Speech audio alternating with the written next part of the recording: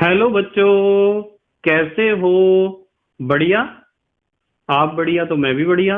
तो देखो बच्चों, आज हमें क्या पढ़ाई करनी है।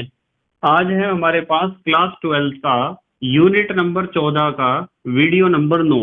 तो बेटे ये 14वीं यूनिट का 9वां वीडियो है। और इससे पहले 8 वीडियो आपको प्ले लिस्ट में भी मिल जाएंगे, नीचे बेटे डिस्क्रिप्शन में भी मिल जाएंगे, और कुछ समय बाद आई बटन में भी लिंक आ जाएगा, जहां आप यूनिट नंबर 14 को पूरा पढ़ सकते हो और अपने सुंदर से नोट बना सकते हो, जो एग्जाम में आपकी बहुत ज्यादा हेल्प करेंगे। ठीक है बेटे, तो देखते हैं आज का हमारा टारगेट क्या है।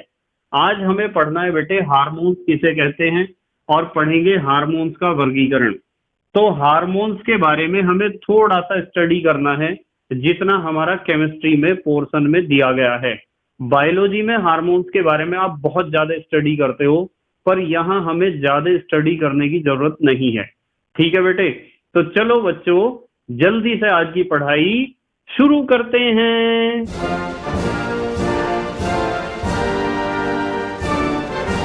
तो बेटे आज हमें पढ़ना है हार्मोन्स के बारे में कि हार्मोन्स का क्या मतलब होता है। पर हार्मोन्स को पढ़ने से पहले आपको कुछ बातें सीखनी पड़ेगी। क्या सीखना पड़ेगा? कि जो मनुष्य का शरीर होता है ना, ध्यान से देखेंगे बिल्कुल, थोड़ा सा आप भी लिखा करो साथ साथ में। और जो छूट जाता है उसका तो फिर आप स्क्रीनशॉट ले लेते हो, या तो स्क्रीनशॉट ले लो, और या फिर आप पॉज करके उसे लिख लो और फिर वीडियो को प्ले करो।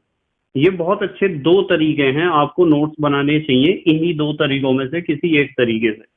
देखो, मनुष्य का जो शरीर होता है ना बेटे, मनुष्य के शरीर में मुख्य रूप से दो प्रकार की ग्रंथियां पाई जाती हैं।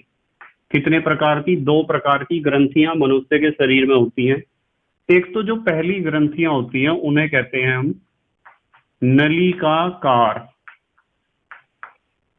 क्या लिखा है बेटे मैंने? नलिकाकार ग्रंथियां, या नलिकाकार ग्रंथियों का एक और नाम है बाह्य स्रावी। बाह्य स्रावी ग्रंथियां।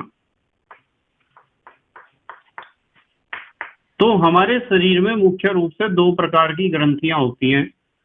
एक को तो कहते हैं नलिकाकार ग्रंथियां या बाह्य स्रावी ग्रंथियां, और जो दूसरी होती है ना, दूसरी प्रकार की जो ग्रंथियां होती हैं, नंबर 2 यहां से लिखेंगे।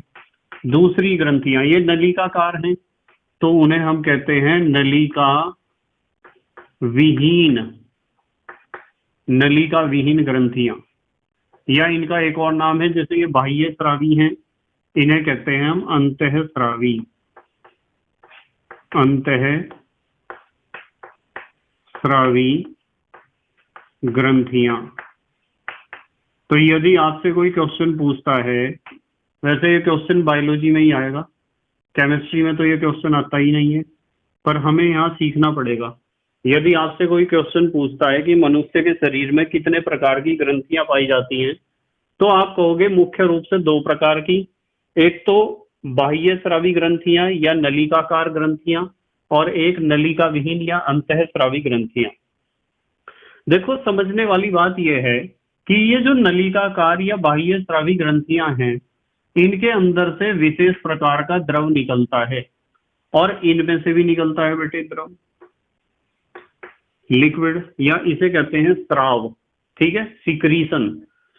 तो नलिकाकार या बाह्य स्रावी ग्रंथियों के अंदर से जो विशेष प्रकार का द्रव निकलता है ना, वो द्रव नलियों के द्वारा, ये नलिकाकार है ना, तो मैं लिखूंगा नलियों के द्वारा, नलियों के द्वारा उचित स्थान पर, उचित स्थान पर पहुंचकर, उचित स्थान पर पहुंचकर कार्य करता है।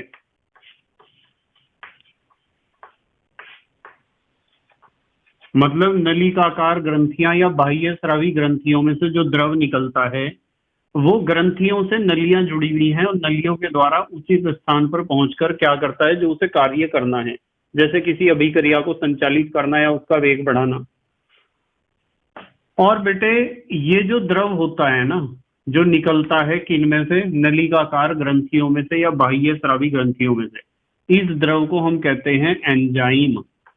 क्या कहते हैं? एंजाइम। तो यदि आपसे कोई पूछता है कि एंजाइम किसे कहते हैं, तो आप कहोगे एंजाइम वो द्रव है जो नलिकाकार या बाह्य स्रावी ग्रंथियों से निकलता है। जैसे आपने बहुत सारे एंजाइम्स का नाम सुना होगा, पर यहां हम एंजाइम्स की बात नहीं करेंगे, ग्रंथियों की बात करेंगे। जैसे मैं कहूं जठर ग्रंथि, बेटे जठर ग्रंथियां जो होती हैं उनमें से जठर रस निकलता है। पेट की दीवारों में ही तो होती हैं जठर ग्रंथियां।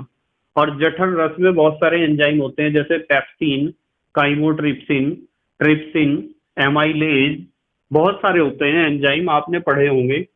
और जैसे अग्नाशय,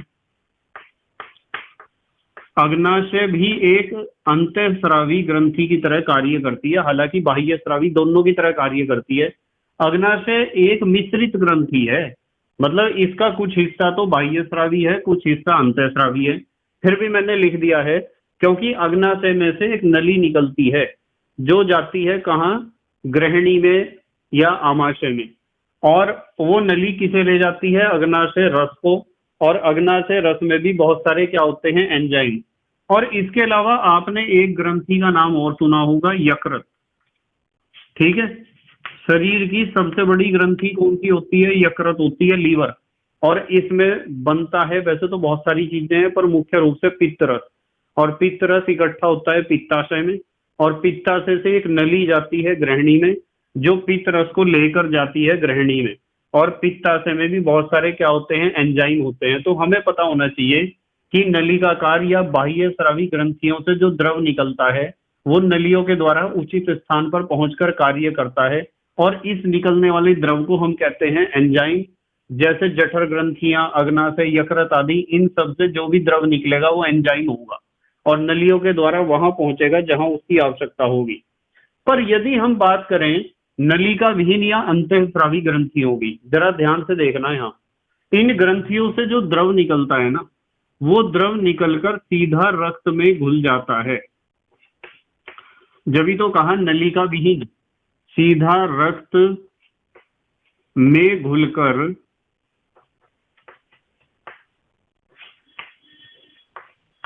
पूरे शरीर में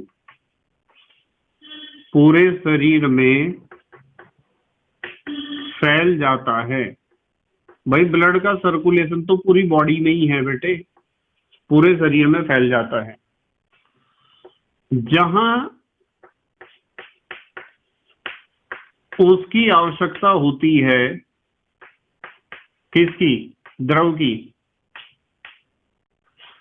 जहां आवश्यकता होती है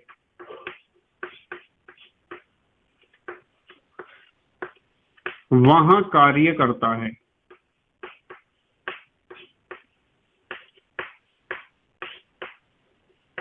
ठीक है, और इस द्रव को हम कहते हैं हार्मोन। ये जो द्रव निकलता है ना अंतःस्रावी ग्रंथियों से, उसे कहते हैं हार्मोन। ठीक है, जैसे हार्मोन में बहुत सारे हैं, चलो हार्मोन का ही एग्जांपल देखते हैं यहाँ। जैसे मैं आपको कहता हूँ, एक हार्मोन का नाम तो आपने सुना ही होगा, इंसुलिन का, जिसकी कमी से शुगर या मधुमेह या डायबिटीज हो जाता है। और इंसुलिन अग्नाशय से निकलता है। ठीक है, अग्नाशय एक मिश्रित ग्रंथि है जो अंतःस्रावी ग्रंथि और बाह्य स्रावी ग्रंथि दोनों की भांति व्यवहार करती है। अब हमें एक बात पता चली है कि बाह्य स्रावी ग्रंथियों से निकलने वाला द्रव तो एंजाइम है और अंतःस्रावी ग्रंथियों से निकलने वाला द्रव हार्मोन है। ठीक है बेटे, तो यदि आपसे कोई पूछता है ना, अब आ जाते हैं हम अपने टॉपिक पर। हमने हेडिंग लिखी है हार्मोन, बहुवचन होता है हार्मोन। ठीक है, एक वचन है हार्मोन। यदि कोई आपसे पूछता है कि हार्मोन किसे कहते हैं, तो आपको पता होना चाहिए कि हार्मोन का मतलब क्या है। देखो मैं क्या लिखता हूं, मनुष्य के शरीर में पाई जाने वाली मनुष्य के शरीर में पाई जाने वाली अंतःस्रावी, अंतःस्रावी या नलिका विहीन भी लिख सकते हो आप, अंतःस्रावी ग्रंथियों से, अंतःस्रावी ग्रंथियों से एक क्या कुछ लिखेंगे, कुछ विशेष प्रकार के द्रव निकलते हैं, द्रव निकल कर लिखेंगे, चलो विशेष प्रकार के द्रव निकलकर सीधे रक्त में घुल जाते हैं।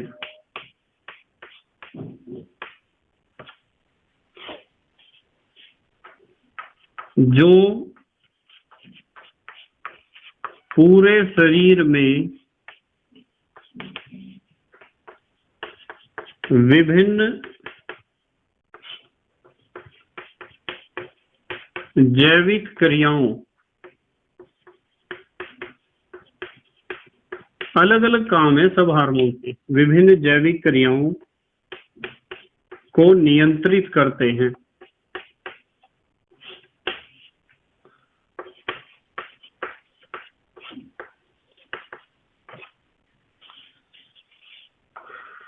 इन द्रवों को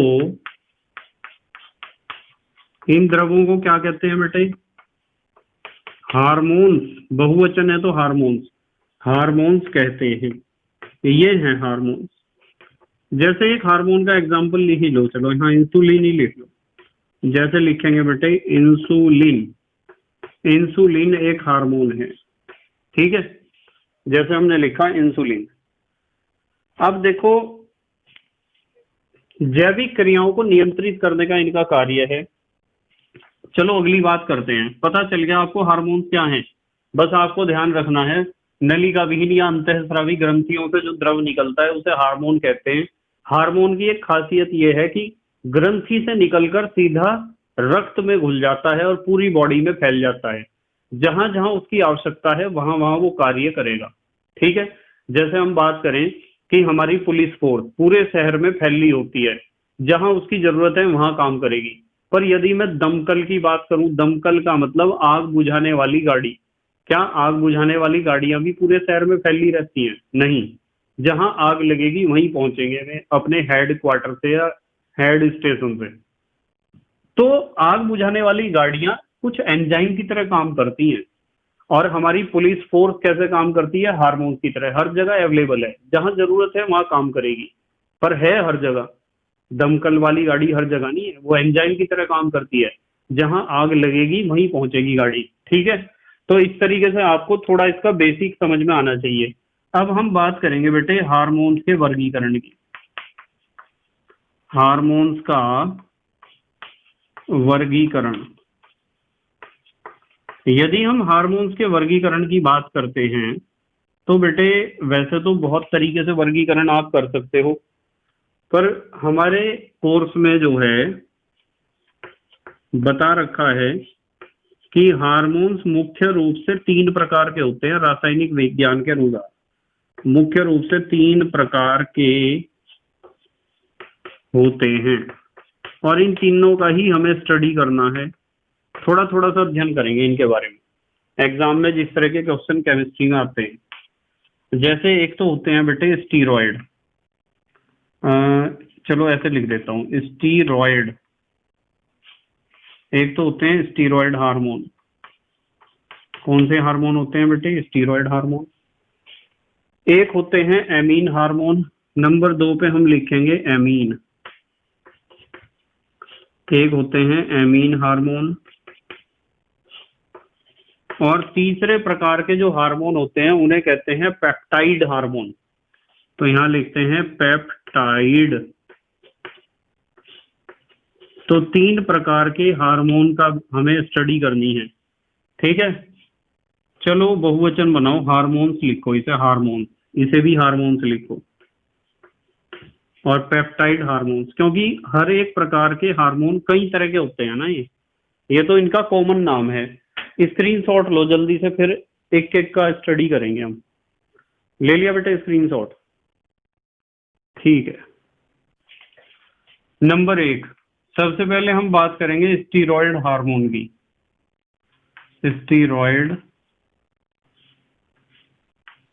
स्टीरॉयड हार्मोन, ये स्टीरॉयड हार्मोन कौन से होते हैं? चलो एक वचन में ही लिख लो, स्टीरॉयड हार्मोन कौन से होते हैं। बेटे स्टीरॉयड हार्मोन वे होते हैं जिसमें स्टीरॉयड नाभिक पाया जाता है। तो लिख सकते हो कि इनमें स्टीरॉयड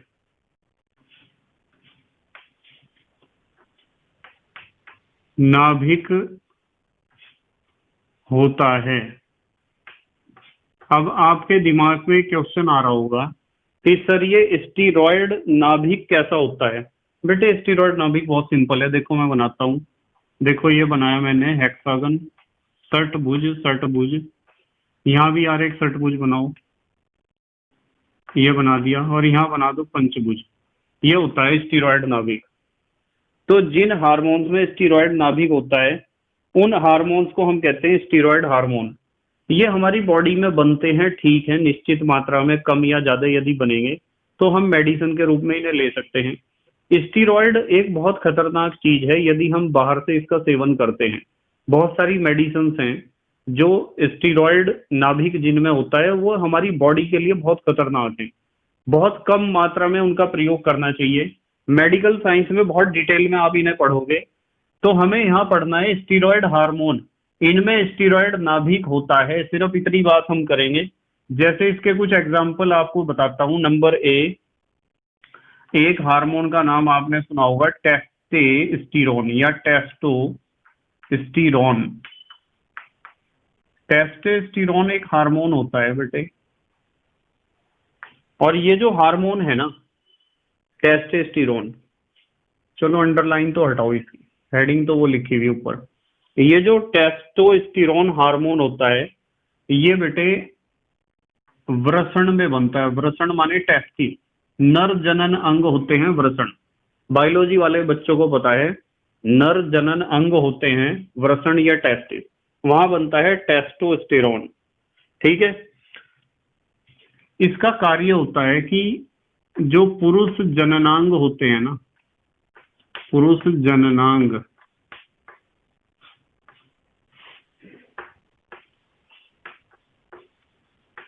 उनके कार्य पर नियंत्रण करना। मतलब कहने की बात यह है कि पुरुष जननांग जो होते हैं उनके कार्य पर नियंत्रण करना और द्वितीयक लक्षणों पर नियंत्रण करना, सेकेंडरी कैरेक्टर, जिससे पता चलता है कि हाँ ये आदमी है और ये औरत है, ये मेल है, ये फीमेल है, ये लड़का है, ये लड़की है।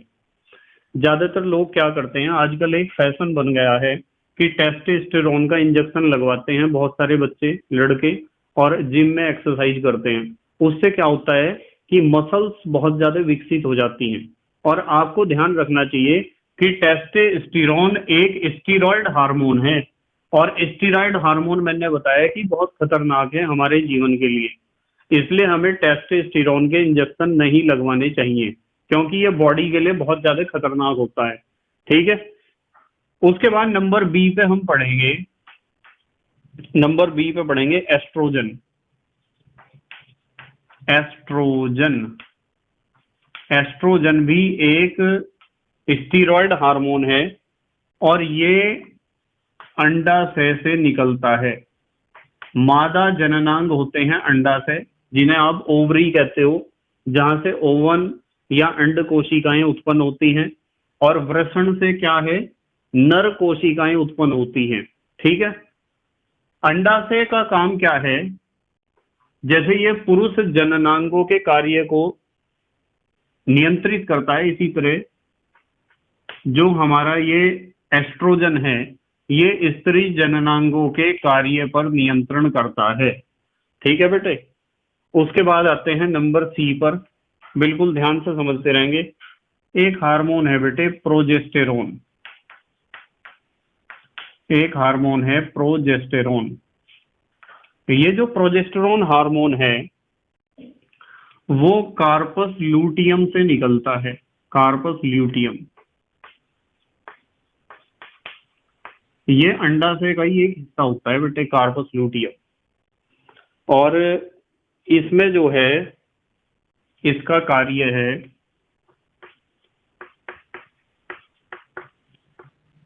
जो गर्भावस्था होती है, गर्भावस्था, उसमें जो शिशु होता है, बच्चा होता है,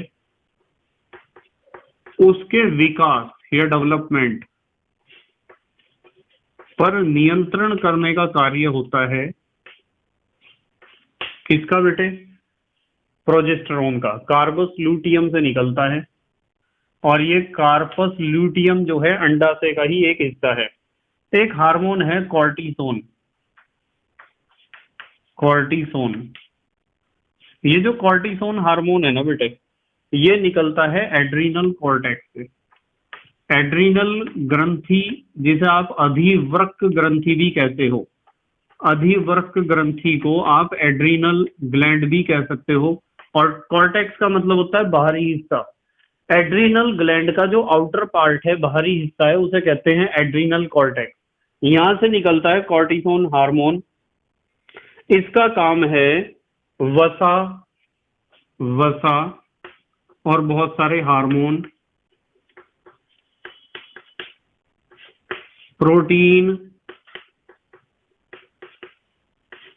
कार्बोहाइड्रेट, कार्बोहाइड्रेट,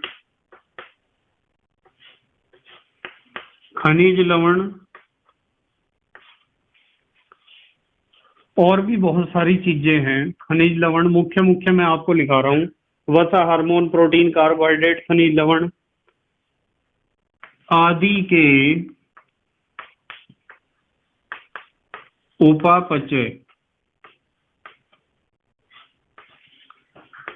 पर नियंत्रण करना, आदि के उपापचय पर नियंत्रण करना, ये काम होता है किसका? कॉर्टिसोन हार्मोन का। देखो, उपापचय का मतलब होता है, इंग्लिश में इसे कहते हैं मेटाबॉलिज्म।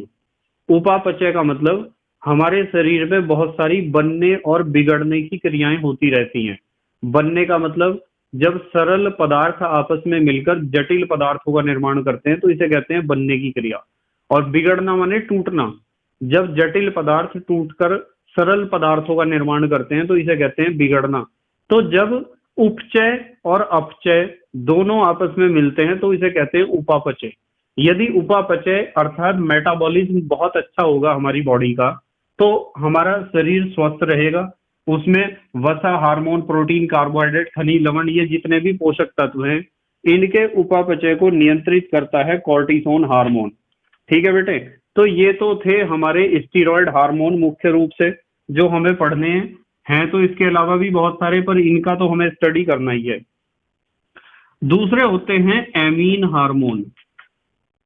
एमीन हार्मोन, अब ये एमीन हार्मोन कौन से होते हैं? एमीन हार्मोन जो एमिनो अम्ल के व्युत्पन्न हो, ये एमिनो अम्ल के क्या होते हैं? व्युत्पन्न, डेरिवेटिव, यानी एमिनो एसिड से बनने वाले, इन्हें कहते हैं एमिनो हार्मोन या एमीन हार्मोन। जैसे इसका भी एक दो एग्जांपल मैं आपको बताता हूं, जैसे एपीनेफ्रीन या एपीनेफ्राइन भी आप इसे कह सकते हो। ये जो हार्मोन है ये एड्रीनल मेड्यूला से निकलता है। एड्रीनल माने अधिवृक्क ग्रंथि के मेड्यूला से। मेड्यूला का मतलब बीच वाला भाग, अंदर वाला भाग। कॉर्टेक्स का मतलब होता है बाहरी भाग। तो एड्रीनल मेड्यूला से निकलता है। इसका काम हृदय गति को बढ़ाना, हृदय गति व रक्त दाब भी लिख लो, ब्लड प्रेशर, रक्त दाब को बढ़ाने का कार्य करता है। ठीक है, इसके अलावा भी बहुत सारे इसके कार्य हैं, जैसे ग्लाइकोजन से ग्लूकोज बनाना, ग्लाइकोजन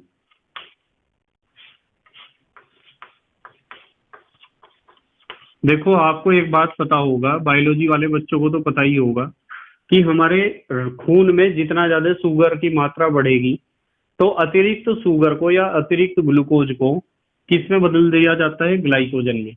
और ये ग्लाइकोजन कहाँ स्टोर होता है, लीवर में।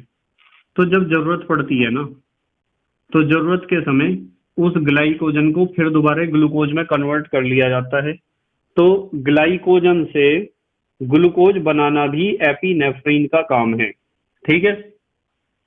और बेटे वसा से, वसा फैट, वसा से वसा अम्लों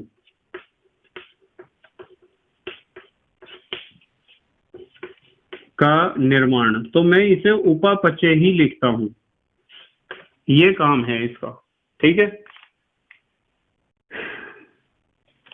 चलो अच्छा, एक काम करो आप, इसे ये लैंग्वेज आपको थोड़ी सी टफ लगेगी, आप इसे उपापचय ना लिखो, आप इसे लिखो वसा से वसा अम्लों का निर्माण, ठीक है।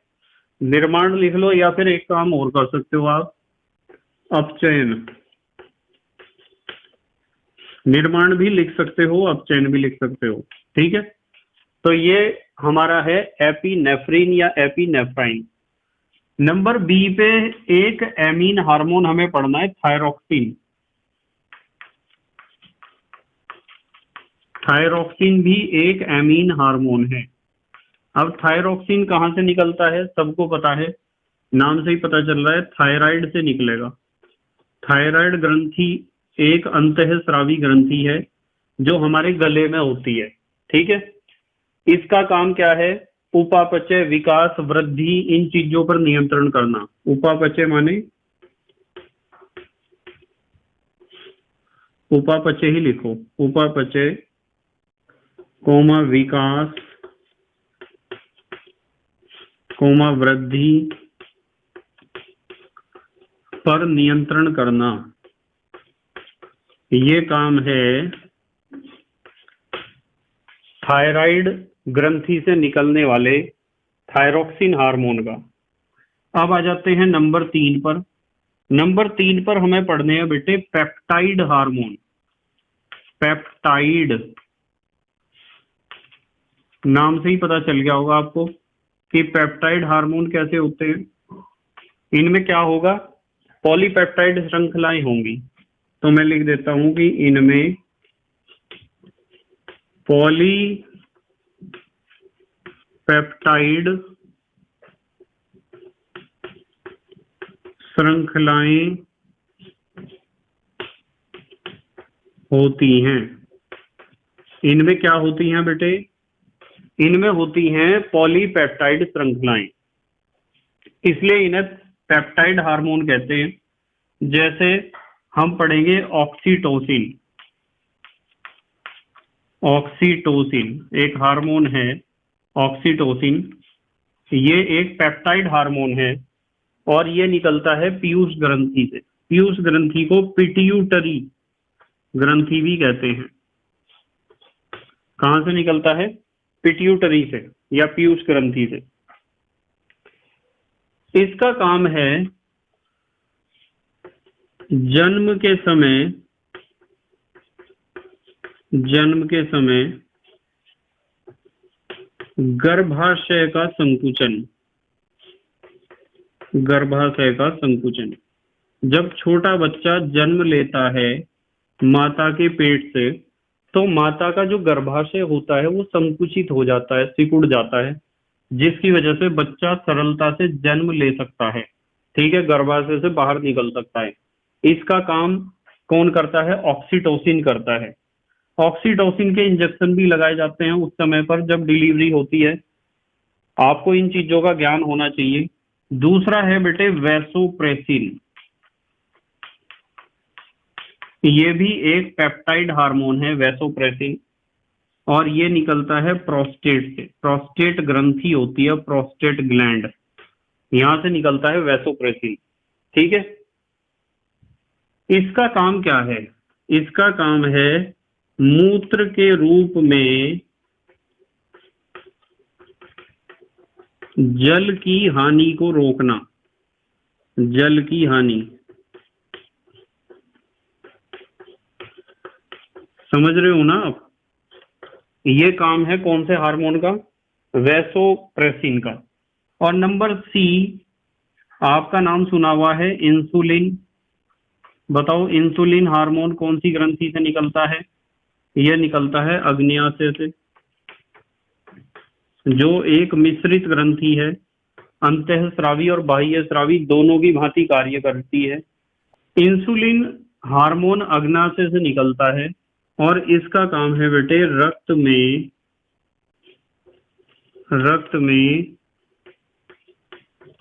ग्लूकोज की मात्रा को